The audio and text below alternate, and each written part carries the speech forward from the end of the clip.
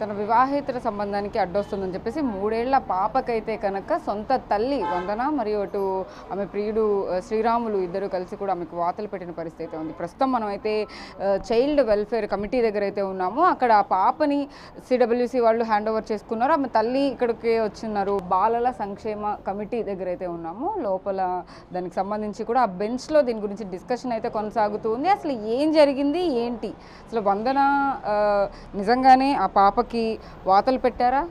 ఆ పాపను చూస్తే చాలా చిన్నపిల్లలా కనపడుతుంది. చిన్నపిల్ల ఒంటిపైన ఆ గాయాలు చూస్తుంటే గుండె తరుక్కుపోతుంది. నిజంగా ఇంతటి ఘాతుకానికి పాల్పడింది ఎవరు, అసలు ఏం జరిగింది, ఆ సంఘటన స్థలంలో ఎవరున్నారు ఆ టైంలో అనేది వందనాతో అడిగి తెలుసుకుందాం. అమ్మ, ఏం జరిగింది? మీ కన్న కూతురేనా పాప? మా పాపే. మేము హైదరాబాద్లో ఉన్నాం. హైదరాబాద్లో అందరూ వాతలు పెట్టారు అనుకుంటున్నారు, కానీ మేము అయితే వాతలు పెట్టలేదు. అన్ని వాళ్ళకే తెలుస్తాయి. మా అత్తగారు వాళ్ళ ఇంటికి తీసుకొచ్చి మేము చెప్పాము. అక్కడ పడిపోయినప్పుడు సలిమంట్లో పడిపోయినప్పుడు మేము తీసుకొచ్చి మా అత్తగారు వాళ్ళకి అప్పచెప్పాము. మా అత్తగారు వాళ్ళకి అప్పచెప్పిన తర్వాత మా అత్తగారు వాళ్ళ ఇంటి పైన వాళ్ళు పాపను పెంచుకుంటానికి ఇమ్మంటే మేము ఇవ్వము అన్నందుకు పిల్లని ఇలా చేశారని చెప్పి వాళ్ళు నిన్న పేపర్కి ఎక్కియడం జరిగింది. ఇప్పుడు హ్యాండ్వార్ చేసుకున్నారు. హ్యాండ్వార్ అయితే చేసుకోనివ్వండి, నేను బతుకుంటే ఉంటాను, లేదా నేను చచ్చిపోతాను అంతే. నా పిల్లని హ్యాండ్వార్ చేసుకున్నందుకు. శ్రీరాములకి మీకు ఉన్న సంబంధం ఏంటి? శ్రీరామ్ అయితే ఆ అబ్బాయికి ఏమీ సంబంధం లేదు. నా భర్త పనికి వెళ్ళొచ్చేలోపు ఇలా అయింది. ఆ అబ్బాయికి అయితే ఎవరు? శ్రీరాములునా సత్యానా? శ్రీరామే. ఆ అబ్బాయికి అలాంటి సత్యాకి మరి మీకు డివోర్స్ అయిందా? అయిపోయినాయి. ఆ అబ్బాయితో నేను కలిసి ఉండట్లా. ఆ అబ్బాయి ఎవరో నేనెవరో. ఆ అబ్బాయి హ్యాండ్ కూడా ఉంది ఇందులో. ఆ అబ్బాయే సగం నడిపించిందని నేను అనుకుంటున్నా. ఇన్ని రోజులు లేనిది సంక్రాంతికి అయ్యింది ఇలా పాపకి.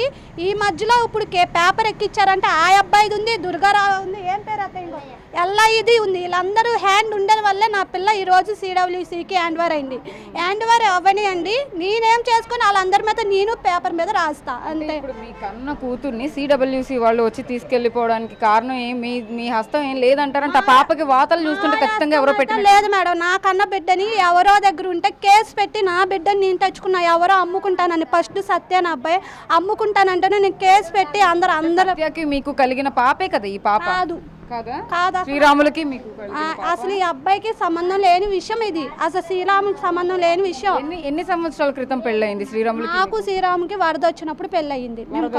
వరదలు వచ్చినప్పుడు పెళ్ళయింది. మేము అప్పటి నుంచి కలిసే ఉంటున్నాం. కానీ ఆ కన్న బిడ్డ కాకపోయినా శ్రీరామ్ కన్న బిడ్డలాగే చూశాడు. మరి ఎవరికి పుట్టిన బిడ్డ ఈ బిడ్డ? ఫస్ట్ భర్తకు పుట్టిన బిడ్డ. ఫస్ట్ భర్త వదిలేసి వెళ్ళిపోయాడు. అప్పటి నుంచి నేను ఈ అబ్బాయి దగ్గరే ఉంటున్నాను, చూస్తున్నాడు, చేస్తున్నాడు, పెంచుతున్నాం. మేము ఏ రోజు అంటే హైదరాబాద్ వెళ్ళామో అక్కడ ఆ పిల్ల అందులో మంటలో పడి ఇది అవ్వడం మేము తీసుకొస్తే ఇక్కడ వాళ్ళందరూ కాల్చారు చేశారని చెప్పి చెప్పారు. తీసుకెళ్ళనివ్వండి సిడబ్ల్యూలో హ్యాండ్వార్ చేసుకున్నారు. ఓకే, మీరు అన్నట్టుగానే నిప్పుల్లోనే పడింది అనుకున్నాం. కానీ ఆ దెబ్బలు చూస్తుంటే చాలా క్లియర్గా ఎవరో వాతలు పెట్టినట్టు కనపడడం లేదా పాప మీద చూస్తుంటే? నేను హైదరాబాద్లో మీరు వచ్చి అడగండి, నేను ఇళ్లల్లో పనికి వెళ్తా. పిల్లని మా హస్బెండ్ చూడరు, అక్కడ ఇళ్లల్లో పెట్టి మేము పనికి వెళ్తాం. మేమైతే అలాంటిది చేయలేదు. నేను 10th అయిపోయింది. సిడబ్ల్యూసీ ద్వారానే చదువుకున్నాను. నేను వైజాగ్లో చదువుకున్నా, వచ్చాను, ఉన్నాను. నా పిల్లని ఇప్పుడు ఎటు కాకుండా అందరూ కలిసి హ్యాండ్వార్ చేశారు. హ్యాండ్వార్ చేయనియండి, నేను కూడా ఎంతకైతే అంతకు తెగిస్తా, నేను ఏదైనా చేసుకొని చచ్చిపోతాను. నా పిల్లని ఎటు కాకుండా చేశారు కదా, ఇప్పుడు నేను 4 నెలలు కడుపుతా ఉన్నా, నేనేం చేసుకుంటానో అది అవుతుంది అంతే. ఇప్పుడు మీరు ప్రెగ్నెంట్గా ఉన్నారా? అంటే మీకు ఒక పాపని అంటే సొంత కూతుర్ని సిడబ్ల్యూసీ వాళ్ళు తీసుకెళ్ళిపోతుంటే ఆ బాధ ఎలా ఉంటుందో తెలుసు, కానీ ఎలాంటి ఎంక్వైరీ లేకుండా వాళ్ళు తీసుకెళ్లారంటారా? ఎలాంటి ఎంక్వైరీ లేదు మేడం. కావాలని అందరూ చేసిన తప్పు ఇది. నైట్కి నైట్ పేపర్లో వేయడం ఏంటి, నైట్కి నైట్ ఇక్కడికి రావడం ఏంటి, నైట్కి నైట్ సిడబ్ల్యూ ఎక్కేయడం ఏంటి మేడం? ఇది ఎప్పుడో వారం నెల కింద సంక్రాంతికి జరిగింది, ఇప్పుడు ఎలా వస్తుంది మేడం? ఓకే, ఇప్పుడు శ్రీరాములు వాళ్ళ మదర్ కూడా ఇక్కడే ఉన్నారు. ఆవిడకి ఎవరు అప్పచెప్పారు? మీరు చెప్పా మేడం. నా కాడ డబ్బు హైదరాబాద్ నుంచి వచ్చి నేను హైదరాబాద్ నుంచి వచ్చి రైల్వే స్టేషన్ లో మా అత్తగారికి అప్పచెప్తా. ఆమె బిందె అమ్మి బంగారం అమ్మి మా అత్తగారు బాగు చేశారు పిల్లని.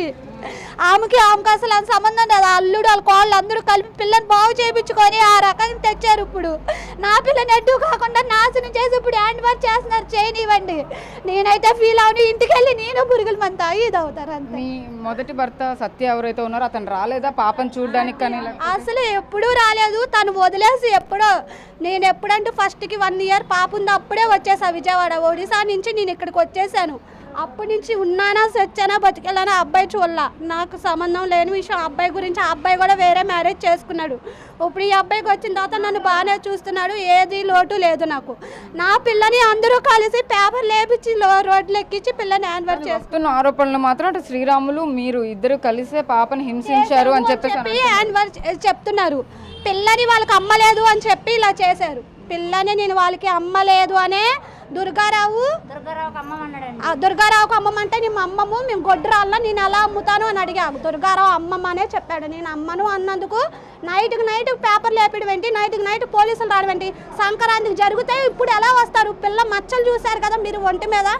ఎప్పుడో సారం చేపిస్తున్నాం, హాస్పిటల్ తీసుకెళ్తున్నాం, అన్నీ అవుతున్నాయి. ఎప్పుడో జరిగిన దానికి ఇప్పుడు పేపర్ ఎక్కియడం ఏంటి, ఇప్పుడు రోడ్లు ఎక్కియడం ఏంటి? మమ్మల్ని పిల్లని వాళ్ళకి అమ్ముతానుక మేము పెళ్లి చేసుకుంది, పిల్లని వాళ్ళకి గొడ్రాల్లో చేస్తానుక. నా పిల్లని ఎటు కాకుండా రోడ్డు ఎక్కించి ఇప్పుడు సిడబ్ల్యూకి యాన్వర్ చేశారు కదా. యాన్వర్ చేయనివ్వండి, ఎంతవరకు వెళ్ళిద్దో నేను అంతవరకే వెళ్తాను. ఎటు లేదు నన్ను చేస్తారు. నేనేమి చేయనండి, నేనేదైనా చేసుకుంటాను. అప్పుడు నా పిల్లని వీళ్ళు యాన్వర్ చేశారుగా, వీళ్ళే చూసుకుంటారు అంతే. నా అత్త ఎంత బంగారంలా చూసిందో ఇంట్లో పెట్టి ఆమెను కూడా రోడ్డు ఎక్కించారు. ఈ రోజుల్లో అసలు నిజానికి కన్న తల్లిదండ్రులే పిల్లల మీద ఎక్కువగా చూడడం లేదు.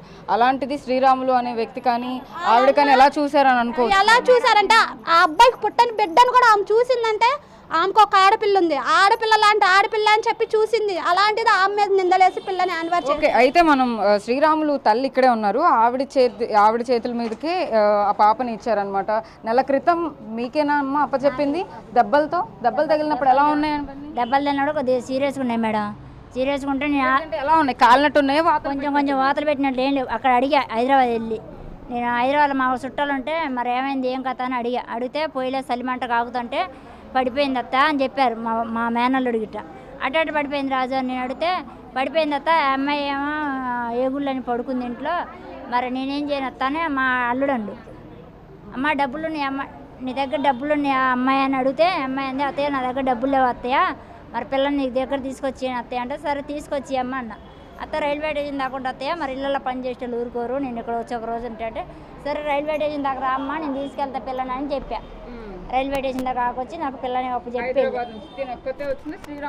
ఇద్దరు వచ్చి పాపను అప్పు చెప్పి వెళ్ళారు.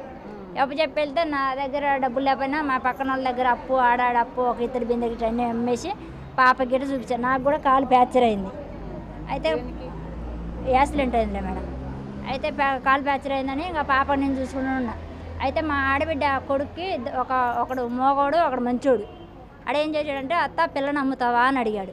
అయితే నేను అన్నా అయ్యా నేను పిల్లని అమ్మను, ఎందుకు అమ్ముతా, చుట్టాలు ఎందుకు ఇవ్వలేదు, ఎందుకు ఇస్తాం మేడం పిల్లని చూసుకోలేకపోతే ఇయ్యం.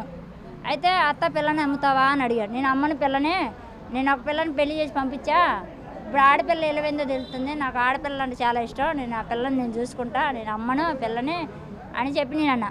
అయితే దుర్గారావు అన్నాడు కదా, ఆడు ఒక అమ్మాయిని తెచ్చుకుండు, ఒక పిల్ల తల్లిని తెచ్చుకుండు. వాడు ఒక ఇద్దరు పిల్లల తల్లిని అక్కడ వదిలేసి ఒక పిల్ల తల్లిని తెచ్చుకుండు. వాడు ఆ పిల్లని అయిపోతే మేము సాయంత్రం కల్లా మిమ్మల్ని మీడియాకి ఎక్కిస్తా, మిమ్మల్ని పోలీస్ స్టేషన్కి ఎక్కిస్తా. కూడా మరి ఒక పాప తల్లిని పెళ్లి చేసుకుని పాప తల్లిని తెచ్చుకున్నా నేను చూసుకుంటున్నా కదా మేడం. చూసుకోకపోతే మీరు ఏదో అనుకోవాలి. నేను ఆ పాపను నా కొడుకు పుట్టిన కంటే ఎక్కువనే చూసుకుంటున్నా.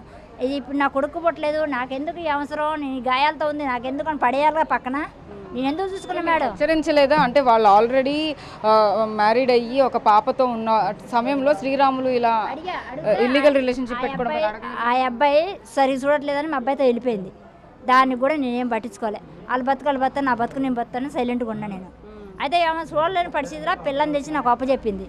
ఇప్పుడు నీకు పిల్లలు పుట్టపోయారనుకో, నీకు తెక్కలోడు పుట్టిండనుకో, నీ పిల్లలకి ఆపరేషన్ చేపియొద్దు, ఇంకో కాన్పుగానే ఉంచుకోవాలి. నీకు తెక్కలోళ్ళు పుట్టిన ఎదురోళ్ళు పిల్లలు అడుగుతావా మేడం? అడుగుతారా? అది న్యాయమేనా? నువ్వు నేను పిల్లని లేదని నువ్వు తెల్లరేపటికి మమ్మల్ని ఇట్లా మీడియాకి ఎంక్వైరీకి ఎవరు వచ్చారు మీ ఇంటి దగ్గరికి? అసలు పాపను ఎప్పుడు ఎవరు తీసుకున్నారు? ఎవరు కేసు పెట్టారు? ఎల్లయ్య, దుర్గారావును ఎల్లయ్య వాళ్ళిద్దరు పెట్టారు కేసు పెట్టి నేను నైట్ 10:30 పడుకున్నా మేడం. పడుకున్న మా ఇంటి చుట్టూ దొంగోడు తిరుగుతాడు ఫోన్ పట్టుకొని. అయితే ఏంది వీడు మా ఇంటి చుట్టూ తిరుగుతున్నాడని నేను ఆలోచించా. నేను అనుకున్నా కానీ ఈ పిల్ల గురించి తిరుగుతున్నాడని నేనైతే ఆలోచించలే. అప్పుడు ఈ పిల్లకి మందులు వేసా, టానిక్ వేసా, మందు రాసా, ఫ్యాన్ కింద పడుకుంది. అయితే అప్పటికప్పుడు పోలీసులు వచ్చారు. పిల్ల ఆడికి పుట్టిన పిల్లలాగా గబ్బా ఎత్తుకుని వెళ్ళిపోయాడు.